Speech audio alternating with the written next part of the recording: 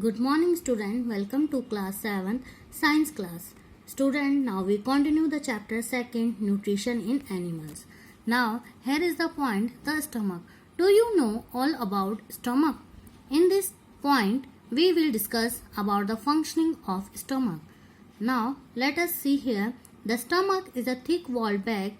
Its shape is like a flattened J and it is the widest part of the alimentary canal. It receives food from the food pipe at one end and open into the small intestine at the other. The inner lining of the stomach secretes mucus, hydrochloric acid and digestive juices. The mucus protects the lining of the stomach.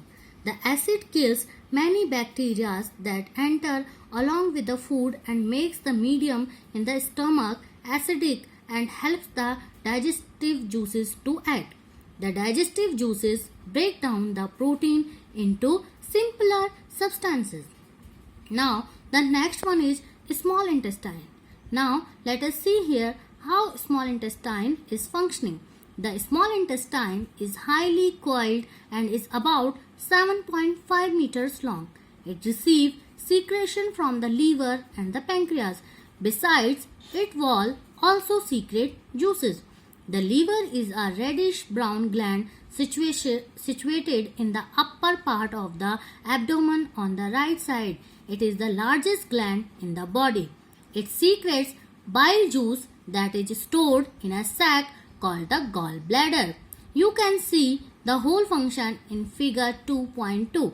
The bile plays an important role in the digestion of fats. The pancreas is a large cream-colored gland located just below the stomach. The pancreas juice also acts on carbohydrate, fats and proteins and changes them into simpler form.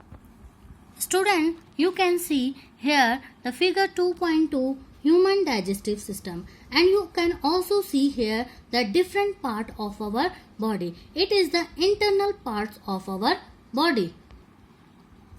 Now the next one is digestion in grass eating in animals.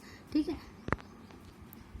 Student, have you observed cow, buffaloes and other grass eating animals chewing continuously even when they are not eating? Actually, they quick swallow the grass and store it in a part of the stomach called rumen. Here the food gets partially digested and is called curd.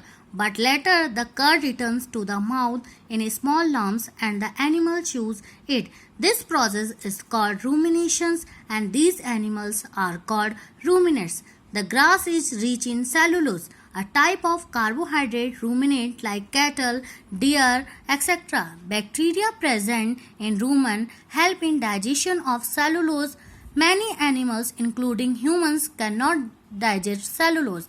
Animals like horses, rabbit, etc. have a large sac-like structure called caecum. Between the esophagus and the small intestine, the cellulose of the food is digested here by the action of certain bacteria which are not present in human. You can see here the picture of digestive system of ruminant. Here is the picture of animal and it is the internal structure of the animal digestion. Here it is the esophagus, it is the rumen and it is the part of small intestine and its whole part is called stomach, is caecum and it is the large intestine of animals. Now the next point is feeding and digestion in amoeba. Students, small microorganisms also feed. So how can they feed? Let us discuss about it. We start from amoeba. Amoeba is a microscopic single-celled organism found in pond water. Amoeba has a cell membrane, a rounded dense nucleus and many small bubbles like vacuoles. You can see here is the picture 2.10. In its cytoplasm, amoeba constantly changes its shape and position. It puts out one or more finger like projection called pseudopia or false feet for the movement and capture of the food. You can see here the internal part of the amoeba. It is the nucleus, it is the pseudopollum and is the food particle ingestion. Here is the food vacuole and is the digested waste. Amoeba feeds on some microscopic organism when it senses food. It pushes out Pseudopodia around the food particle and engulfs it. The food becomes trapped in a food vacuole. Digestive juices are secreted into the food vacuole. They act on the food and break it down into simpler substances.